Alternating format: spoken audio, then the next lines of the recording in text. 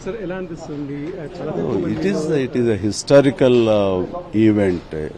So ఇలాంటి సెరమనీకి శ్రీరాముల వారి ప్రాణ ప్రతిష్టకి ఈ రోజున కుటుంబం సమేతంగా నేను అయోధ్యకు వెళ్ళటం అనేది it is a God's given opportunity I feel and it's a dream of all the Indians for last so many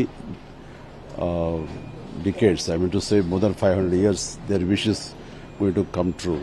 So, ఇలాంటి అకేషన్కి మేము వెళ్ళటము అందులో మేము పార్ట్ అవటం అన్నది ఆ భగవంతుడు మాకు ఇచ్చిన గొప్ప అవకాశంగా నేను భావిస్తున్నాను.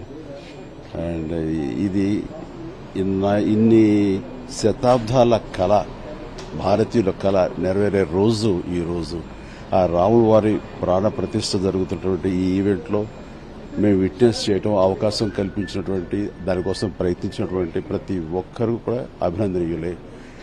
వారందరికీ నా ప్రణామాలు తెలియజేస్తూ మరీ ముఖ్యంగా ఈ ఈవెంట్కి ప్రాణ ప్రతిష్ఠ తన చేతుల మీద చేస్తున్న నరేంద్ర మోడీ గారిని మనస్ఫూర్తిగా అభినందిస్తాను. ఇది ఇలా జరగటానికి, భారతీయుల కళ నెరవేరటానికి కారణభూతమైనటువంటి నరేంద్ర మోడీ గారికి, వారి 50 మందికి, వెనుకున్నటువంటి ప్రతి ఒక్కరికి నా అభినందనలు అండ్ మాకు ఇచ్చిన ఆపర్చునిటీకి ధన్యవాదాలు. No, that's really a great, overwhelming. We feel it's a rare opportunity, so one can get this. And I feel lord Hanuman who is mind and